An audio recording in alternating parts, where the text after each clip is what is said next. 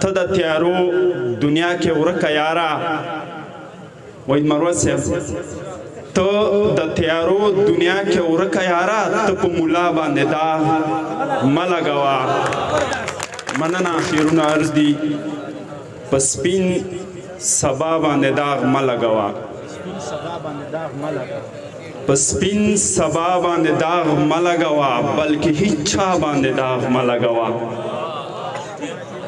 په سپین سبا باندې داغ مه لګوه بلکې هیڅ چا باندې داغ مه لګوه روحاني صاحب شعر عرض چې دغه یې واړه ستا د خولې کیسې دي هسې په ما باندې داغ مه لګوه دغه یې واړه ستا د خولې کیسې دي هسې په ما باندې داغ مه لګوه ته د تیارو دنیا کې ورکه یاره وحید مروت صاحب ته د تیارو دنیا کې ورکه یاره ته په ملا باندې داغ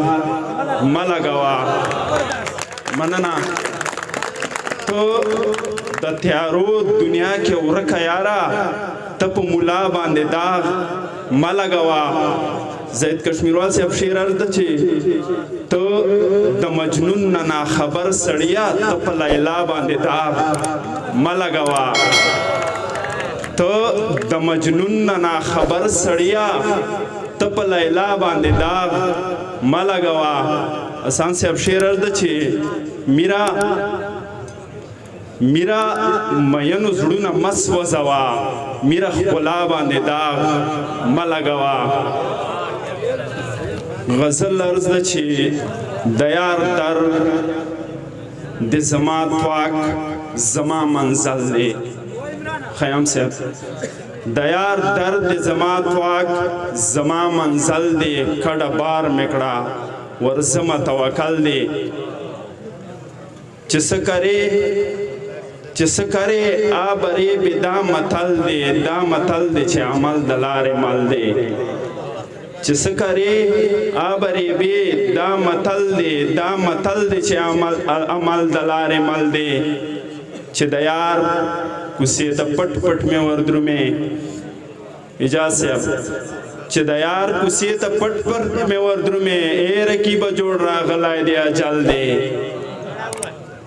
مننه مخچینیو با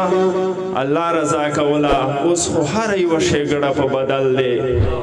مخچینیو با الله رضا کولا اوس خو هر یوه ښېګړه په بدل دی دا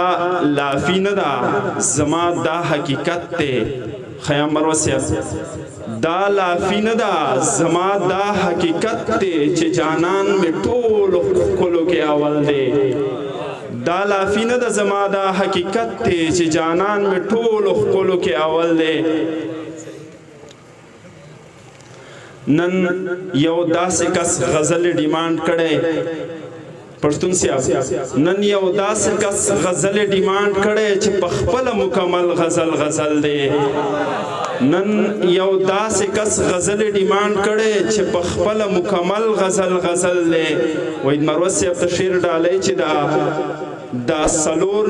دا سلور په شعراو کې مې خوښ دي دا سلور په شعراو کې مې خوښ دي درد امام دی درد امام وحید مروت او که اتل دی دا سلور په شعراو کې مې خوښ دي درد امام وحید مروت او که اتل دی میره ته به یې د کم نه ګیلې کړې میرا تبه د کم نه ګیلې کړې مشر غل دی ځکه کشر د غل دی والسلام